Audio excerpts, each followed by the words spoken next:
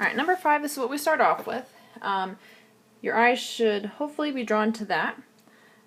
We have the sine of 2x, so we need to use the double angle formula to replace that.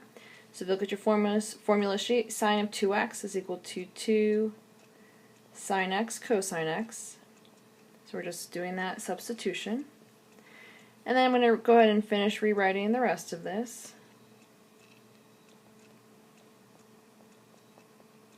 Alright, so when you look at this, I don't think we've done one quite like this, but you've definitely factored things similar to this in Algebra 2.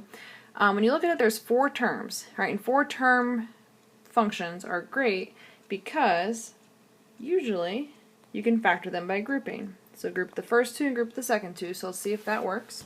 If you look at the first 2 terms, looks like we can take out a cosine x, leaving us with 2 sine x minus 1.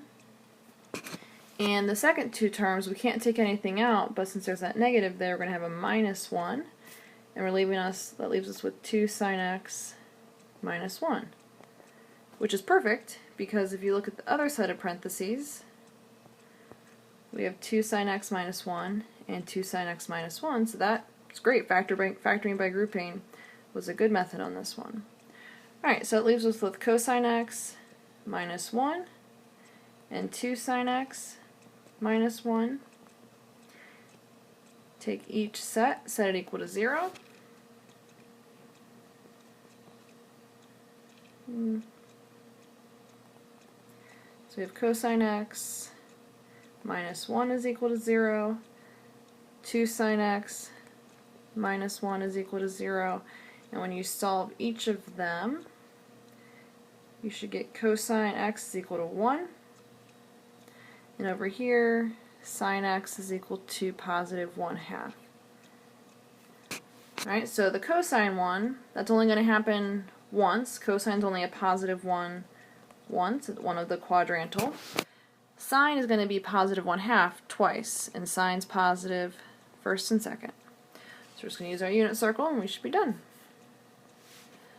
So for cosine's equal to 1, that gives us angle measure of 0.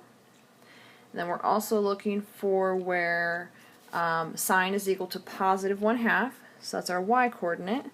So it's going to happen at pi over 6, and it's also going to happen at 5 pi over 6. Alright, so these 3 angles all satisfy that equation. So again, if you were to take those angle measures, so for example 5 pi over 6, and plug it back into x into the original equation, if you evaluate the left side of that equation, it will give you 0. Likewise, if you were to put something like 7 pi over 6, which is not one of our answers, if you were to take that angle and plug it into the original equation and evaluate the left side of it, it will not equal 0. So that's a great way for you to check your answer.